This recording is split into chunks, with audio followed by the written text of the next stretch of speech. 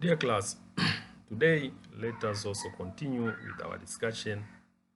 And today we shall discuss a three-column cash book and a paid cash. In a three-column cash book, this is another technique of preparing a cash book. But here we extend the two-column cash book. Extension of a two-column cash book, we found a three-column cash book. This three-column cash book, it contains the aspect of a discount. We know that sometime in selling or buying of goods, it may end up with a trade with cash discount, so that when that promote a payment of or receipt of cash earlier than the normal. So it has a three-column. This three-column, it took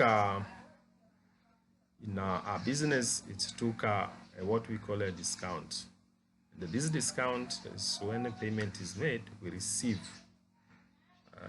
from a customer from cash, and if we encourage them to pay earlier than the due date, we may allow them a certain discount. If you pay within a 7 day, before 7 days, we allow you a discount of 2%. So otherwise, if you pay on a due date, you pay the required amount. So it is equally so when payment is made to creditor, it might attract a discount received, and when you pay earlier than before, the creditor may allow you a certain discount, and such discount is called the discount received. So all bank cash receipt and the discount allowed are recorded on the debit side, and the all bank cash payment and discount received are recorded on the credit side of a cash book. So for instance, let us use this example to see how we can prepare a three-column cash book out of this information from Minaware. For instance, we have the cash in hand, 50,000, paid into bank, 10,000, bought good from Harry for cash, 2,000, bought good and the paid check for them. Discount allowed is 1%. Sold the good to Mohan for cash, 250. Receive a check from Sharam to whom goods were sold. Discount allowed 12.5. 800. Purchased an old typewriter and repair it for cash, 250. Bank notified that Sharam check has been returned dishonored and debited to the account in respect of charges, 10. Receive money order from Ari, 20. Sharam set to account by means of check, and the 20 being for interest charged. Withdraw from bank for office use, 10,000. Discount of bill exchange for 1% through a bank. Honored our own acceptance by check, 5,000. Withdraw for personal use, 1,000. Paid trade expenses, 2,000. Withdraw from bank to private expenses, 1,500. Purchased machinery from Rajiv, 5,000, and paid him by means of bank draft purchased for 5,005. Issue check to Ram Saran for cash purchase of furniture, 1,575. Received a check for commission from Ara Company, deposited into bank, 500. Ramesh, who owed us 500, become bankrupt and paid us only half of the debt. Received payment of loan, 5,000, deposited 3,000 out of its bank. Pay rent to landlord Mohan by check, 500. Interest allowed by bank, half yearly bank charge, 50,000. So when we preparing a three-column cash book or cash account, three-column cash book, we have left hand side as usual, we have a debit and a credit on the right hand side. So in this we have a date of transaction on left hand side. On debit side we have a date of transaction, particular, discount allowed, and the cash that is to be recorded only a cash transaction, and the bank for the transaction that is related to bank on the debit side. And again on the other side we have the date, particular, discount received.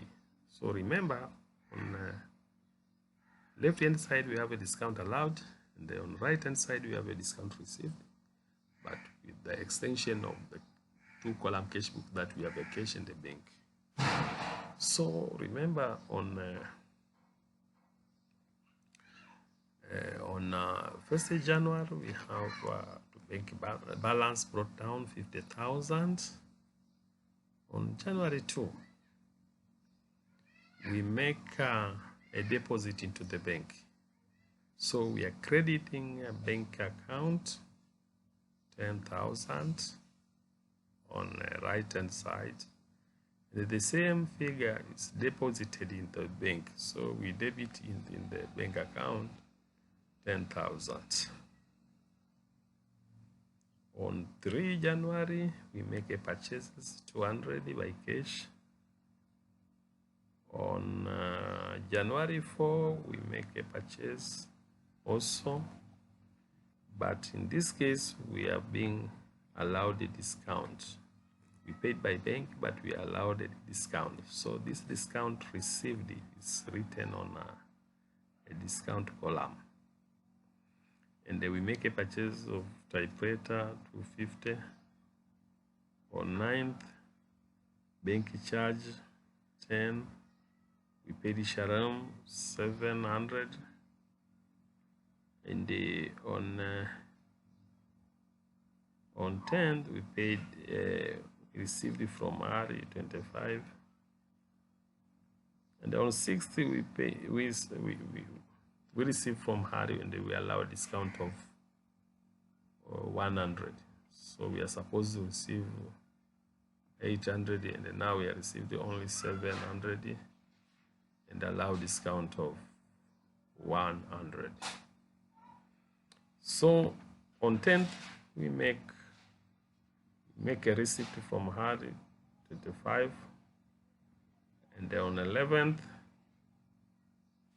we make a receipt from Sharam, bank balance 80, and on 11th receive the interest of 20 by bank. On 12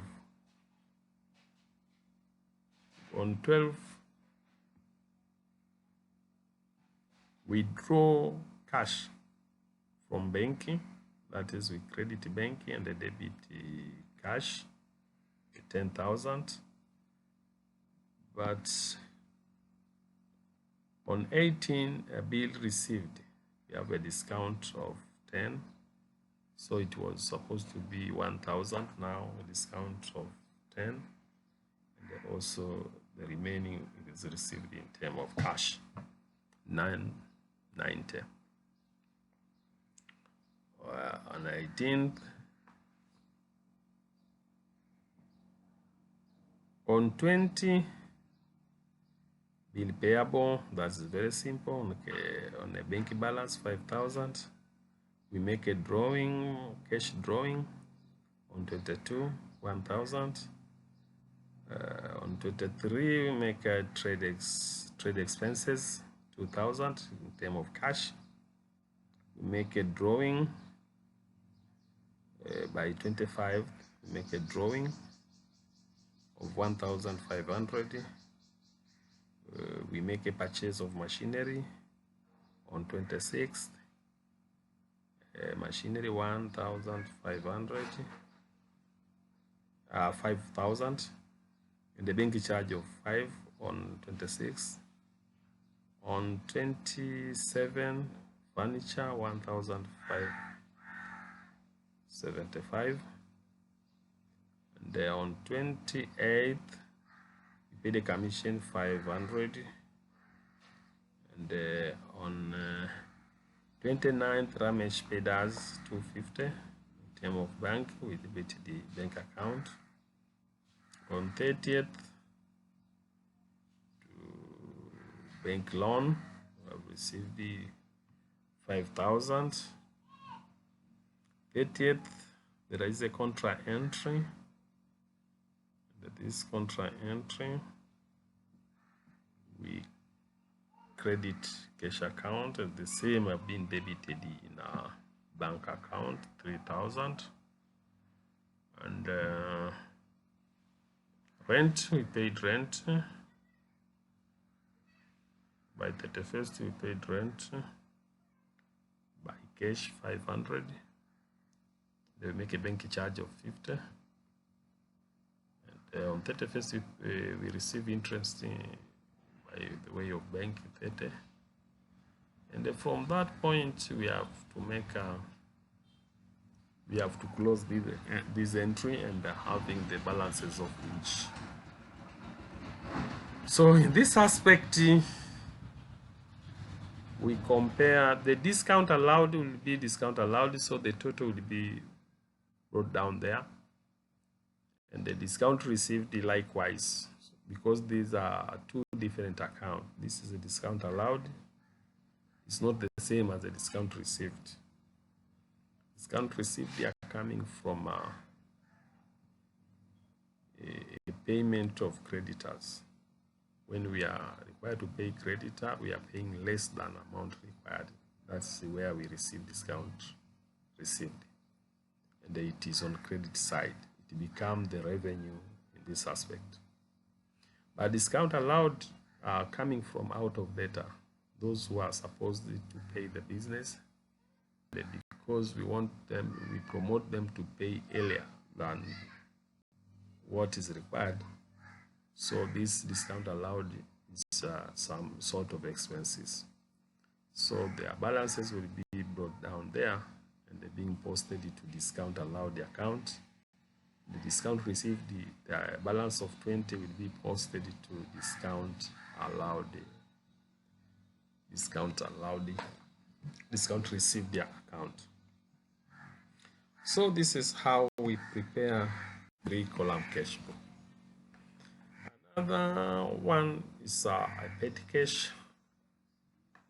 So sometimes we have a various number of payment which involve small amount, payment of postage, telegram. All these transactions are recorded in, if all these transactions are recorded in the cash book, it will increase the head cashier work manifold, and it will make this cash book unnecessary bulky and uneasy. So the paid cash book may or may not be maintained in an impressed system. And about the system, impressed or non-impressed, the paid cashier submit the paid cash book to the head cashier who examine the paid cash book. Under the impressed system, the head cashier make the reimbursement of the amount spent by the paid cashier.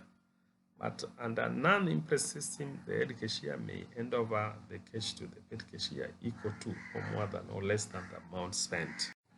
So assume we have this transaction, illustration number 4. From the following particular, prepare paid cash book on an impressed system of KPSM for the month of January 2021.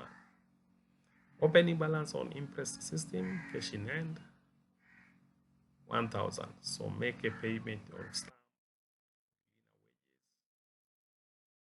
paid for fare, 16,000, paid office tea,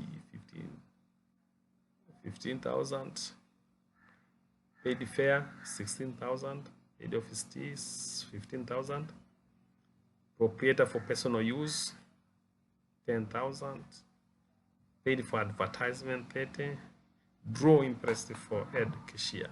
So when we draw impressed for head cashier, it means that that one is reimbursed with amount in order to reach that 1,000 and start again. So on 9th, paid for cartage, 10,000, paid for traveling expenses, 25,000, paid for telegram, 15,000. Paid for entertainment for traveling salesman, 20,000. Advance to Peon, 10,000. Paid for printing bill, 5,000. Paid for stationery, 3,000. Drawing press for head cashier. So how these are maintained in this way? So we have a balance, date, details, amount that is denoted on the debit side, and all other, and they sometimes, and very common to maintain this in columnar form, column, in a column. So in this we have a balance of 100,000. So we make a payment of stamp. So we have a column for postage and telegram, yes, and the traveling, staff, entertainment, card, printing and stationery, and the miscellaneous. So when he paid for stamp, it will be written on a stamp column. Payment for wages, because we don't have a column for wages, it goes for miscellaneous. Fare and tea go to traveling. Staff entertainment, tea goes to staff entertainment. Drawing go to miscellaneous, because we don't have a column for drawing. Advertisement goes to miscellaneous. And then we have a balance. So in this case, we have 55,000 plus 15,000 plus 15,000